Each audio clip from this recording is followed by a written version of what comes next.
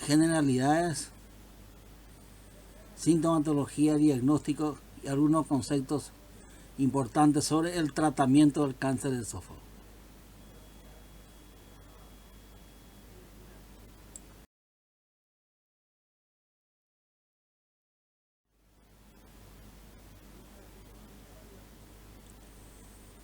Referente a etiología y factores de riesgo.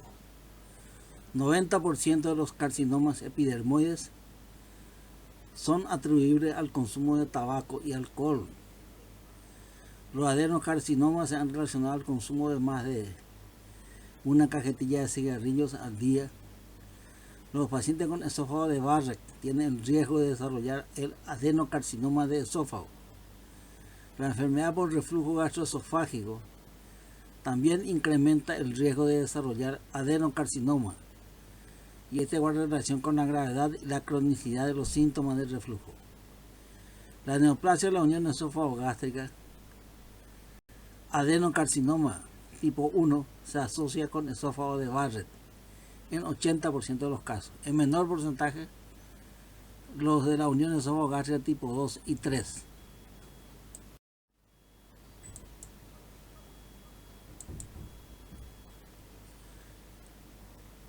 Siguiendo con la etiología de los factores de riesgo, existe mayor riesgo de desarrollar adenocarcinoma con un aumento progresivo del índice de masa corporal.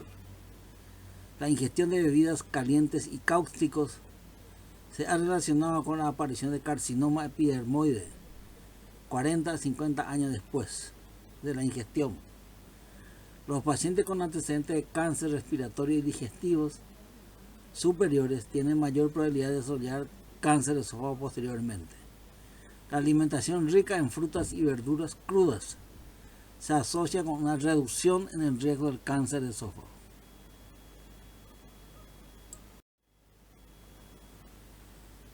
La anatomía patológica. El esófago de Barrett por enfermedad de reflujo gastroesofágico está asociado con adenocarcinoma de esófago de tercio inferior hasta en el 60% de los casos.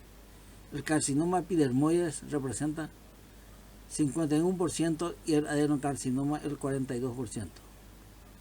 El carcinoma epidermoide se localiza en tercio medio, generalmente el esófago, en 50 a 65% de los casos, y en el tercio inferior en un menor porcentaje, 25 a 35%.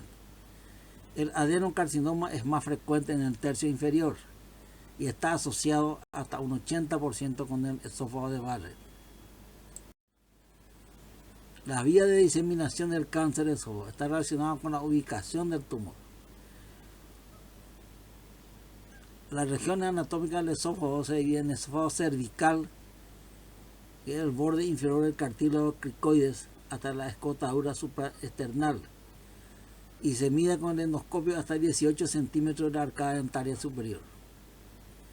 El esófago intratorácico tiene en realidad 3 segmentos. El segmento torácico superior, de la escotadura supraesternal hasta la bifurcación de la tráquea, hasta 24 centímetros de la arcada dentaria superior con la endoscopía.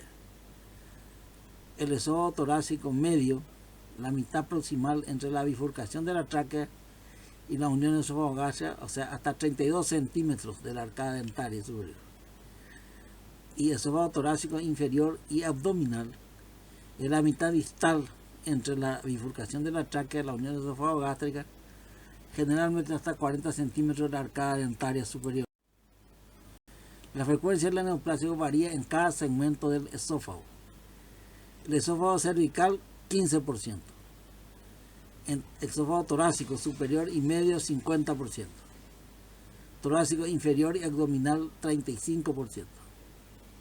La diseminación linfática es frecuente con invasión de los grupos ganglionares regionales y se asocia con la rápida propagación en el plano submucoso. Los pacientes con enfermedad limitada a la mucosa, la invasión ganglionar van del 2 al 10%, muy escaso, o sea, una clasificación T1A.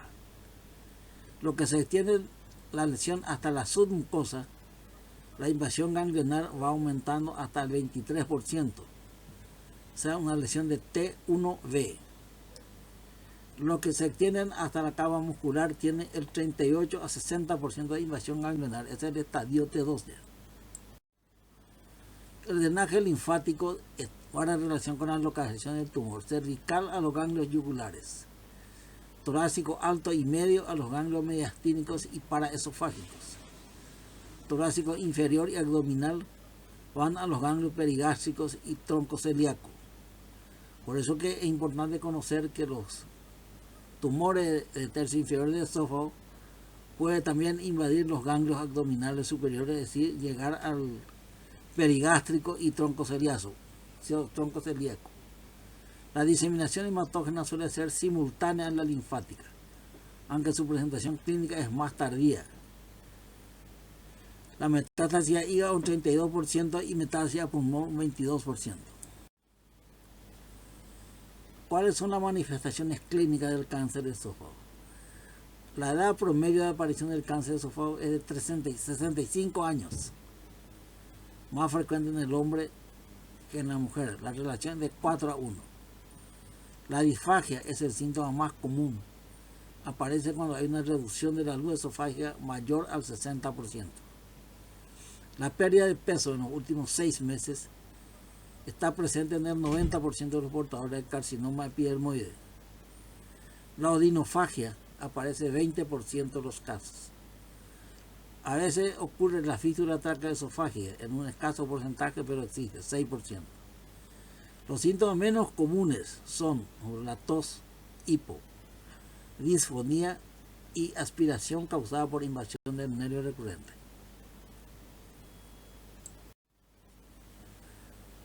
El diagnóstico. Se sospecha cáncer de esófago en todo paciente con disfagia progresiva acompañada de pérdida de peso, sobre todo en fumadores y mayores de 40 años.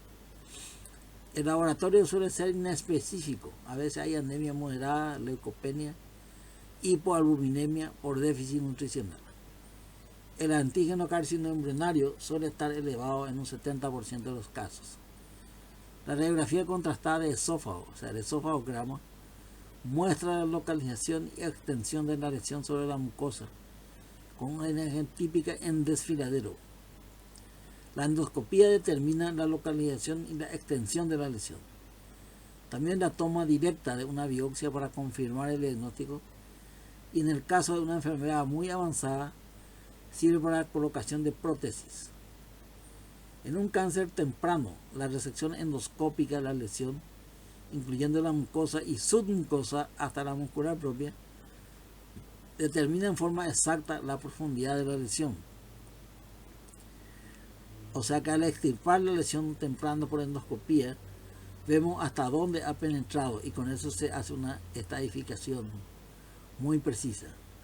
La cromoendoscopía facilita la biopsia dirigida en pacientes con un esófago de Barrett y en lesiones tempranas.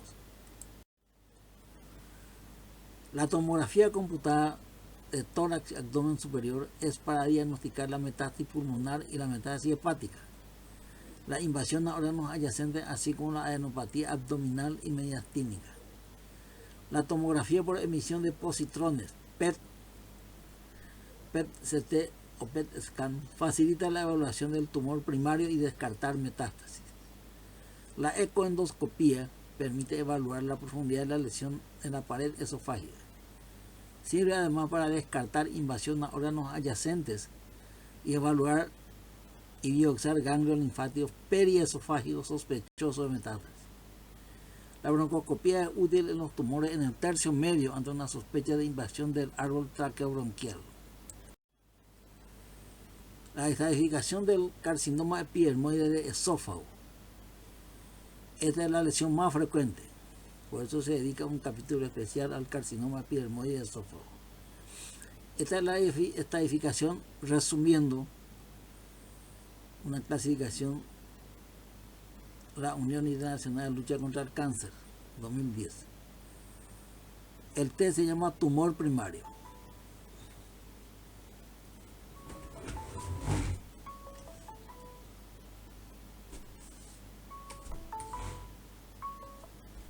Hola. Sí. Sí, yo sé, estoy muy ocupado. ¿Qué me dice? Estoy muy ocupado, estoy grabando una clase.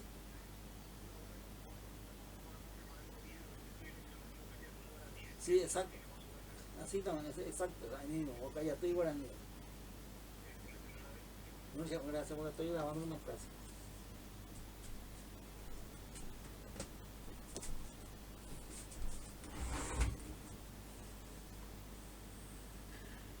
El tumor puede ser no evaluable, un tumor muy pequeño. El T0 sin evidencia de un tumor primario. El tumor in situ es una displasia de alto grado, se considera tumor in situ. T1, tumor que afecta a mucosa y llega hasta submucosa. T1 puede ser A y B. A invade mucosa hasta lámina propia y llega hasta muscular y mucosa. T1B es aquel que pasó eso y llega hasta la submucosa. Esa diferenciación es importante porque el T1A tiene muy poca invasión ganglionar. T1B, sin embargo, ya llega al 20%. El T2 invade la muscular propia y el T3 invade la adventicia, es decir, ya pasó toda la pared. Un T4 es un tumor que invade las estructuras adyacentes. T4A, tumor resecable, pero que invade la pleura, pericardio y diafragma. Por eso todavía es resecable. Y el T4B es un tumor irresecable, porque invade la aorta, los cuerpos vertebrales, etc. En cuanto a la N ganglios linfáticos regionales. NX, ganglios no evaluables. N0, sin metástasis a ganglios regionales. N1, metástasis a uno o dos ganglios linfáticos regionales. N2, de 3 a 6 ganglios. Y N3, 7 o más ganglios invadidos. M es metástasis a distancia. MX es decir, no evaluado. M0 sin metástasis a distancia y M1 con metástasis a distancia. Tratamiento del cáncer de esófago. En general, vamos a dar ideas generales. El tratamiento tiene 3 objetivos principales. Uno es el control local con posibilidad de curación total en casos tempranos y se basa en la resección del órgano y los ganglios linfáticos regionales. El 2 es permitir o mantener la alimentación, restableciendo el tracto digestivo mediante su reconstrucción. Es decir, una vez extirpado el esófago, se reemplaza por otro órgano, generalmente el estómago. Y tercero es erradicar la enfermedad sistémica si es posible. La esofagectomía es el tratamiento estándar en los pacientes con cáncer localizado en la pared del esófago. Se recomiendan los tumores localizados a más de 5 centímetros del crico faríngeo, es decir, hacia abajo. Ahora vamos a ver un resumen general del tratamiento. Primero vamos a ver las lesiones tempranas.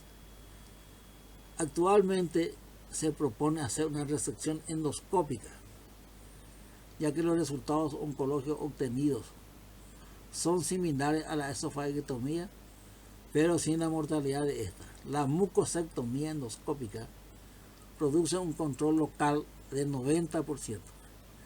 Eso es decir, la lesión está solo en la mucosa. Y la supervivencia a 5 años es del 85% en carcinoma limitado a la mucosa o una displasia de alto grado. Posee bajo índice de complicaciones. Este tratamiento está indicado en los pacientes con tumores de menos de 2 centímetros o diferenciados de forma moderada, sin extensión más allá de la muscular y mucosa. Esto no tiene invasión linfovascular generalmente y la margen de resección endoscópica tiene que ser negativo.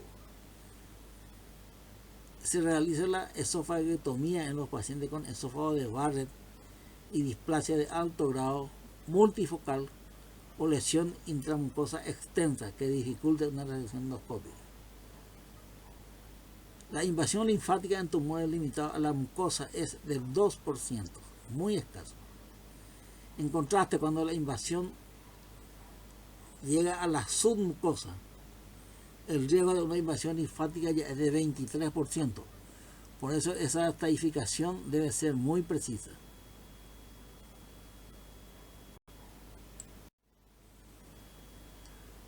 El tratamiento de las lesiones invasoras, es decir, ya pasó el estado temprano, pero que sean resecables.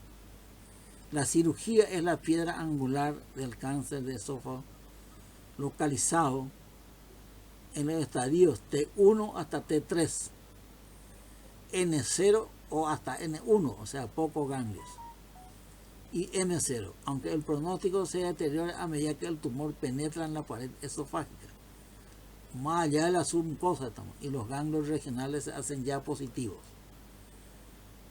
Esas son las cirugías resecables. Son irresecables los tumores más allá de la pared esofágica que invaden la tráquea, grandes vasos o columna vertebral. Esos ya son irresecables, eso se llama T4B. O cuando se trata de una enfermedad metastásica a distancia, es decir, un M1. Son inoperables aquellos pacientes con baja reserva cardiopulmonar, una desnutrición muy severa o una expectativa de vida de menos de 3 meses. Los abordajes quirúrgicos más usados son: el abordaje puede ser transtorácico, que permite entonces hacer una toracotomía y extirpar el esófago a través de la toracotomía. Permite extirpar los ganglios linfáticos locales y regionales directamente disecando a visión directa. La anastomosis intratorácica no debe hacerse porque lleva un mayor riesgo de mortalidad debido a casos de fístula de la anastomosis. Ahora, hay un método que se llama abordaje transhiatal, que evita la realización de una toracotomía con una menor morbilidad pulmonar, como atelectasia y neumonía, etc. El abordaje transhiatal se hace una laparotomía mediana supraumbilical. Se aumenta el hiato esofágico, se secciona el hiato esofágico, agrandando el orificio esofágico, y a través de ese espacio se hace la disección del esófago y los ganglios regionales. Independientemente de qué abordaje se usa, transtorácica o transhiatal, se recomienda siempre hacer la realización de una piloroplastia para disminuir la broncoaspiración. Esto se refiere a que una vez que se extirpó el esófago, se debe reemplazar por otro órgano, y ese órgano generalmente es el estómago.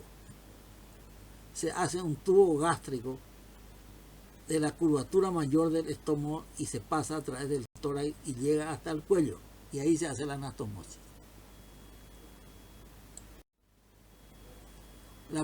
La propagación de células tumorales en el segmento proximal del esófago es frecuente debido a una extensa red linfática submucosa que tiene el esófago, por lo que debe realizarse una esofagectomía total y anastomosis cervical, y no hacer anastomosis intratorácica. A pesar de que nosotros es más fácil hacer la anastomosis intratorácica cuando se hace una toracotomía, pero por este método de diseminación del cáncer por la submucosa, entonces se recomienda hacer la esofagectomía total, es decir, todo el esófago hasta el cuello. El número de ganglios linfáticos invadidos es uno de los factores de pronóstico más importantes después de la resección curativa. Se deben extirpar por lo menos 15 ganglios, se recomienda sacar 15 ganglios como mínimo. En aquellos tumores de esófago en los que se ha realizado una neoadyuvancia, es decir, se le hizo quimio y radioterapia preoperatoria, la linfadenectomía debe ser entre 12 a 23 ganglios obtenidos del tórax, es decir, alrededor del esófago, y del abdomen superior. Los ganglios abdominales superiores, es decir, alrededor del carias y la curvatura menor del estómago, también deben ser extirpados en la esofagectomía. Por eso que ese abordaje abdominal es muy importante, resecar la curvatura menor del estómago para extirpar todos los ganglios linfáticos que están ubicados alrededor de la curvatura menor. Este es un tipo especial de lesión que voy a mencionar, ya que estamos hablando de partes generales. Lesión de la unión esófago-gástrica. Este es un tipo especial de cáncer que está en la unión entre el esófago y el estómago. Y aquí está un esquema. Un autor que se llama Sieber hizo una clasificación para el cáncer de la unión esófago-gástrica según la localización del epicentro del tumor, es decir, dónde nació el tumor. Puede ser lesión esófago-gástrica tipo 1, 2 y 3. Esta clasificación es universalmente aceptada. Lesión tipo 1 es aquí. Lesión desde 1 centímetro por arriba de la línea Z. Esta es la línea Z, la unión entre esófago y estómago.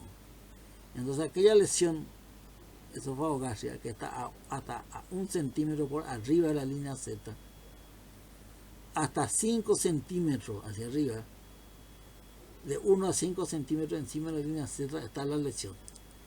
Esa es la lesión de la unión esófago-gástrica que se llama tipo 1. La lesión tipo 2 está ubicada, la lesión de tipo 2, desde 1 centímetro por arriba de la línea Z, está en la línea Z, hasta 1 centímetro por arriba de la línea Z, hasta 2 centímetros por debajo de la línea Z. Esa es la lesión esófago-gástrica de tipo 2. La lesión esófago-gástrica de tipo 3, la lesión de 2 centímetros por debajo de la línea Z hasta 5 centímetros distal, es decir, esta línea es la que agarra. Esta es una lesión esófago-gástrica de tipo 3. De 2 centímetros por debajo de la línea Z hasta 5 centímetros. Este es una lesión de tipo 3, entonces prácticamente es un cáncer de estómago. Y como tal se trata. Vamos a hablar después. La propagación longitudinal de las células tumorales, en especial del segmento proximal, es frecuente debido a la distribución de la red linfática submucosa. Se requiere un margen de por lo menos 10 centímetros proximales. 10 centímetros proximales y 5 centímetros distales, la cual suele ser una esofagectomía total, conservando 2 centímetros del esófago por debajo del cricofaringeo. O sea que esta unión esófago-gástrica también requiere esofagectomía total. Y solamente se conserva 2 centímetros de esófago cervical, es decir, lo que está debajo del cricofaringeo. A pesar de que el tumor está bien bajo, hay que extirpar todo el esófago, porque por la submucosa se disemina el cáncer y puede llegar muy alto. La lesión en la unión esófago-gástrica tipo 1 se asocia a invasión ganglionar de mediastino inferior, 60%, y ganglios abdominales superiores en un 70% de los casos. Por lo tanto, esta lesión se debe extirpar también entonces el estómago en la curvatura menor. Por la invasión de ganglios paracardiales de la curvatura menor y del tronco celíaco, y la disección mediastinal se asocia a la disección linfática abdominal superior. O sea, los ganglios hay que sacar del mediastino y también del abdomen superior. Los tumores de tipo 2, la invasión linfática predomina a los ganglios paracardiales y la curvatura menor del estómago. Pero las metástasis ganglionares mediastinales ocurren en un 12%. También entonces hay que sacar los ganglios mediastinales. Las lesiones de tipo 1 y 2 deben tratarse como un cáncer del esófago, es decir, debe hacerse una esofagectomía total. Eso es lo que quiere decir como cáncer de esófago. Las lesiones de tipo 3, aquello que nace debajo de la línea Z, deben tratarse como un cáncer gástrico. Es decir, el tratamiento se hace una gastrectomía total y la linfadenectomía D2, segunda barrera dentro de los grupos ganglionares del estómago. Y en el esófago se hace una esofagectomía distal, es decir, no es necesario hacer una esofagectomía total, solamente la parte distal del esófago, siempre con un margen de seguridad de 10 centímetros hacia arriba. Ahora, es un tema importante y actual: quimio y radioterapia preoperatoria. Los pacientes con enfermedad T3, es decir, aquellos de enfermedad avanzada, o T4, llegó a la adventicia y que tiene N positivo, se debe realizar un tratamiento neoadyuvante, que quiere decir quimioterapia y radioterapia concomitante, es decir, al mismo tiempo se hace quimio y radioterapia preoperatoria. Esto mejora la resección completa y se puede llegar al R0. R0 quiere decir una extirpación total. Para tumores T4 hasta 44%. Una tasa de respuesta patológica completa se puede llegar a ver de 30%. Es decir, el tumor desaparece completamente. Produce un menor índice de recidiva local y mejor supervivencia a largo plazo en un 47%. El esquema que más se usa para hacer la quimio y radioterapia es: hay varios esquemas. Uno de ellos, el clásico, es 5-fluoracino y cisplatino, concurrente con radioterapia, es decir, el mismo momento, radioterapia, a dosis entre 30 y 60 Gray, 4 semanas antes de la cirugía. 4 semanas dura este tratamiento. La tasa de supervivencia de 5 años es 38% cuando se practica la quimio y radioterapia preoperatoria. En conclusión, la quimio y radioterapia preoperatoria aumenta la proporción de pacientes curados, en especial en aquellos portadores de tumores avanzados pero resecables completamente. La quimio y radioterapia definitiva en los pacientes con una alta comorbilidad y en aquellos tumores de esófago cervical ubicados a menos de 5 centímetros del cricofaringio, es decir, muy alto, se recomienda realizar la quimio y radioterapia como tratamiento definitivo, es decir, este es el tratamiento total y definitivo. En los pacientes con una enfermedad irresecable, lo que se llama T4, T4B, N positivo, pueden tratarse con quimio y radioterapia definitiva si las condiciones son apropiadas. Los resultados sugieren beneficios en términos de control local y supervivencia global, es decir, muchos años, mucho tiempo más.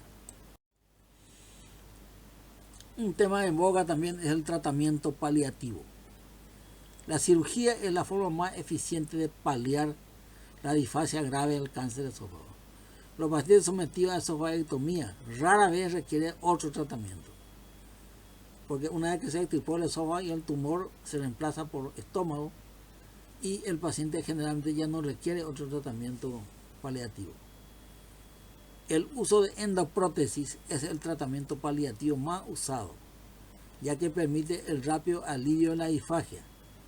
Hoy en día se le coloca al paciente prótesis por vía endoscópica y esa prótesis después permite mejorar la disfagia porque abre el tumor y permite el pasaje del alimento.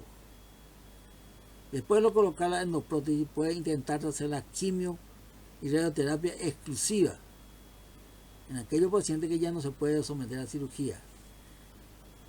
Hay un riesgo de perforación de esófago o migración de la prótesis por la reducción del volumen tumoral. Muchas gracias. Este es el tema que yo le quiero dar antes de presentarle el cáncer de esófago, un caso clínico, es decir, qué es lo que se hizo. Porque en esta clase muy resumida que hice, se trata de ver todas las posibilidades. Cuáles son las sintomatologías, cómo se diagnostica, estadificación del tumor y la clasificación para hacer ya el tratamiento definitivo, ya sea con quimio y radioterapia preoperatoria, la cirugía o el tratamiento definitivo con quimio y radioterapia si es que la cirugía no es posible, o incluso el tratamiento con endoprótesis, que es un tratamiento paliativo. Bueno, después de estudiar todo esto, entonces vamos a ver el caso clínico del cáncer de esófago. Ha sido un placer, hasta luego.